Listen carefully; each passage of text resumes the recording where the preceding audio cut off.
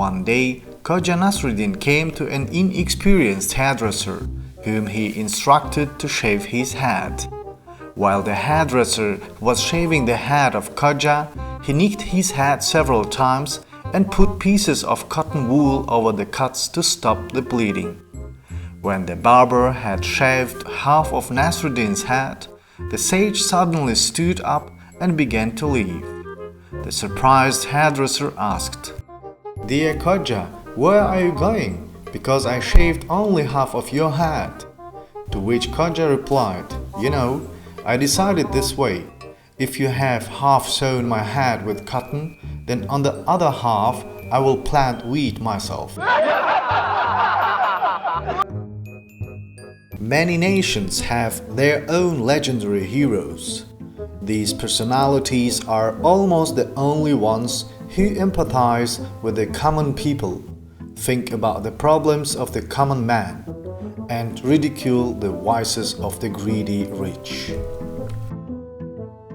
One of the most famous characters in this genre is Khoja Nasreddin.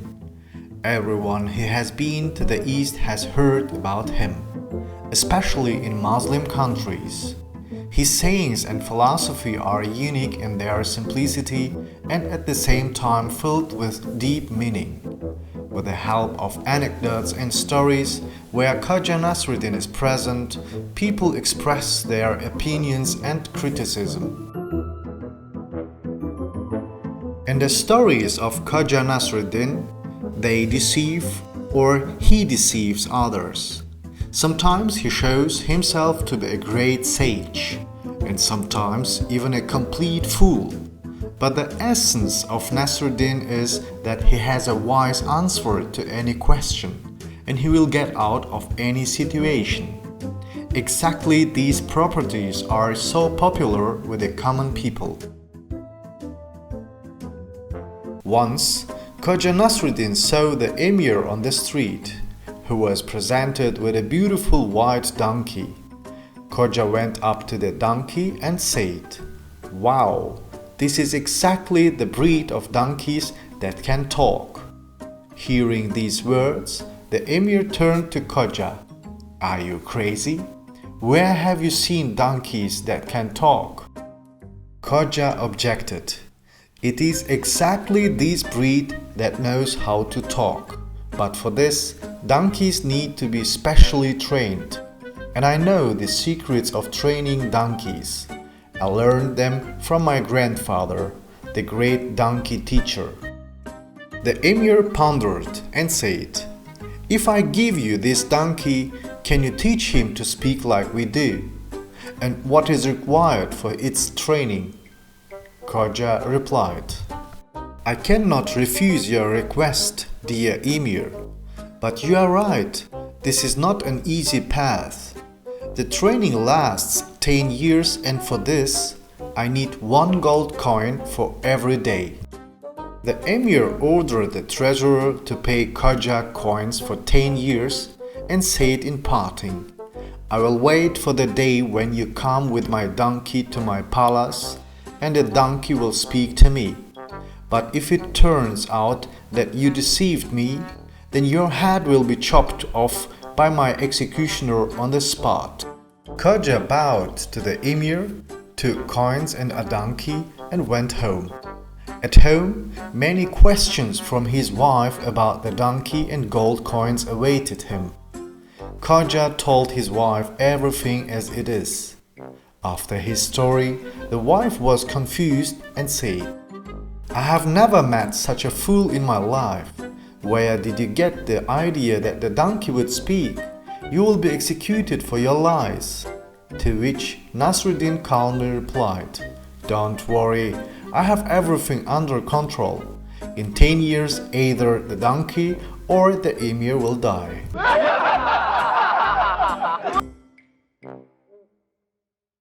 Although Nasreddin is considered a fictional character, there are many cities and towns in the world where people are still convinced that this sage lived there. It is said that Nasreddin was born in the family of a highly respected imam named Abdullah in a small village in Turkey called Hortor in 1206. Hortor is located in the province of Eskişehir. Nasreddin studied in the city of Konya, the capital of the Seljuk state, lived and worked in the city of Kastamonu. From there he moved to Eskişehir, where, as a result, he died. But there are many theories about Nasreddin's life and places of residence. For instance, historian professor from Turkey Mikhail Bayram conducted detailed research about Nasreddin and found out that the full name of our hero sounded like Nasiruddin Mahmud al-Hoi. That is, he was born in the city of Koy, which was an Iranian province, today Western Azerbaijan. He was educated in the territory of Khorasan and was a student of the famous Islamic theologian Fakhruddin al-Razi. According to some sources, he rose to the rank of Qadi, an Islamic judge, and visited many cities of the world. According to other sources, he was a poor man all his life, rode his donkey, and constantly quarreled with his wife.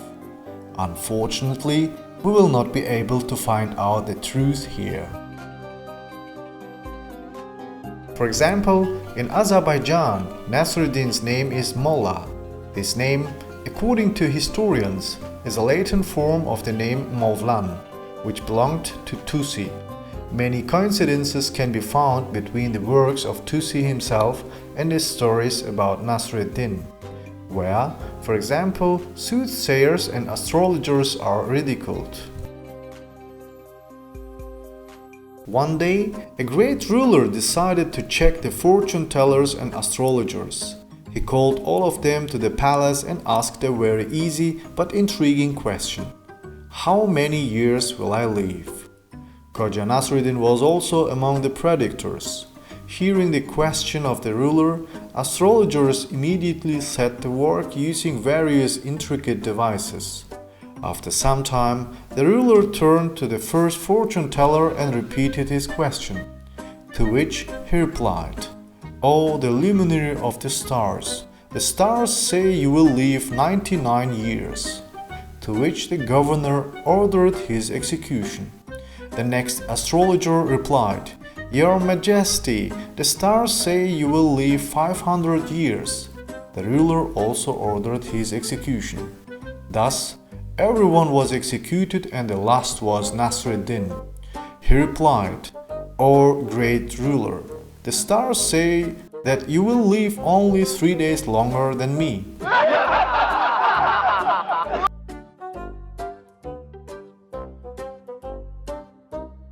One day, loud screams and curses were heard from Nasreddin's house.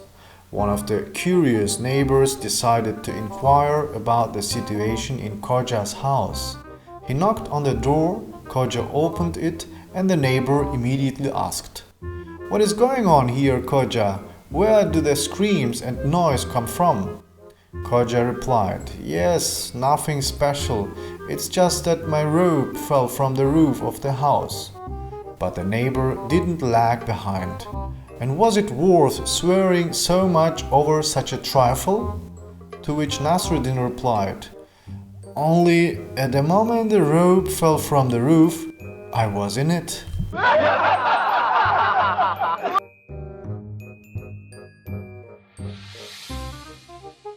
The sage travels a lot.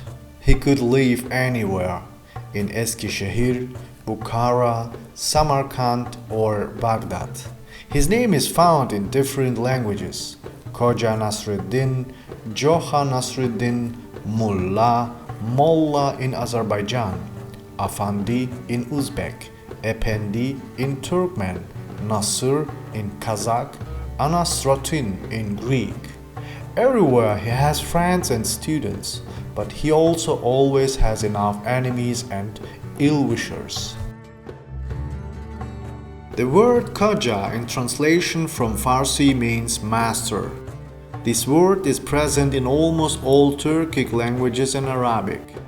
Initially, it was used as the name of a family of descendants of Islamic Sufi missionaries in Central Asia.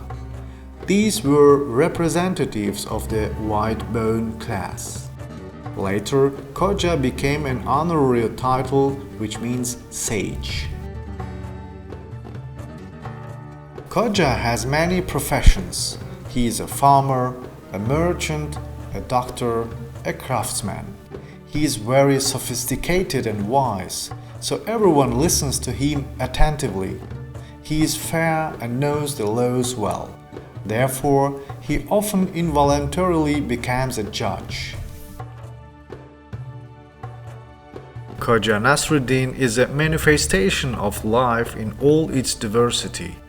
With his help, you can look at life in a different way. And if sometimes some circumstances cannot be avoided, then you can learn something from them and become even wiser. And next time, in a similar situation, it may turn out to teach someone a lesson. Nasreddin will definitely not go into his pocket for words.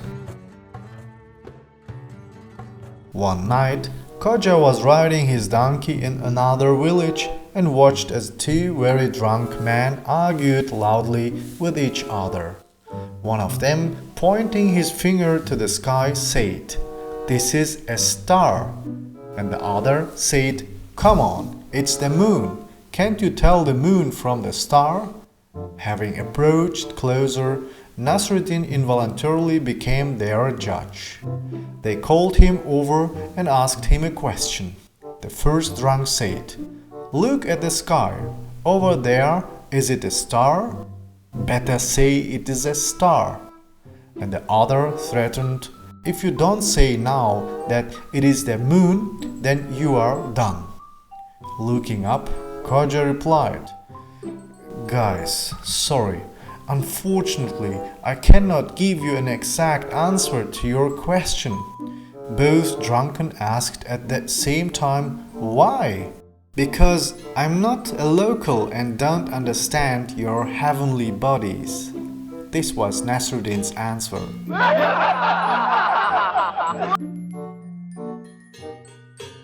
Khoja Nasreddin is also associated with Sufism. Sufism is mystical teaching, a spiritual transformation of a person. Sufism has different thinking, a different worldview, free from stereotypes and dogmas. According to hypothesis, the image of Khoja Nasreddin is an amazing find of the Sufis. He doesn't lecture or rant. Someone laughs at his stories, and someone, thanks to them, learns something and draws conclusions for themselves. The earliest written source about Khoja Nasreddin dates back to 1480, when stories about him were recorded in Turkey in a book called Saltukname. Later, in the 16th century, the writer and poet Jami Ruma Lamia also compiled a manuscript with stories about Khoja. In the 20th century, Milin wrote the work Nasreddin and His Wife, and Rosary from Cherry Pits belongs to the pen of the Uzbek writer Gafur Gulam. In many countries of the world, there are statues and monuments to Khoja Nasreddin, which always attract tourists.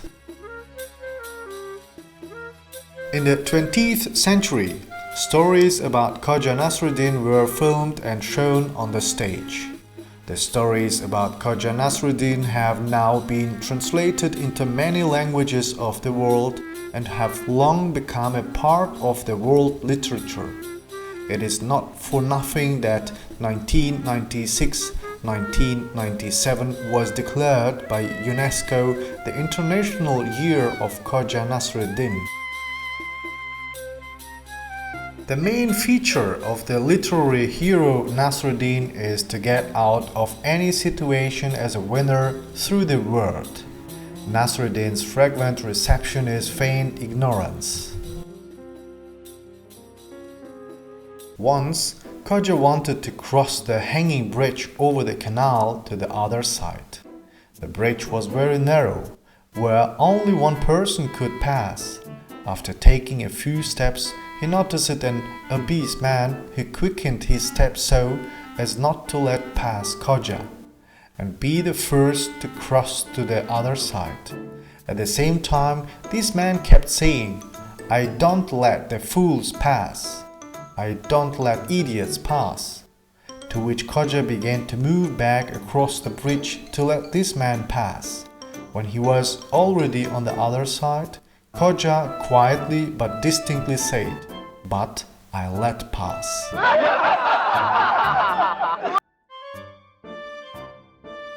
The Russian-speaking reader knows the stories about Khoja Nasreddin not only from anecdotes but also from the famous novels of Leonid Solovyov, The Troubled One and The Enchanted Prince, based on which the films were made.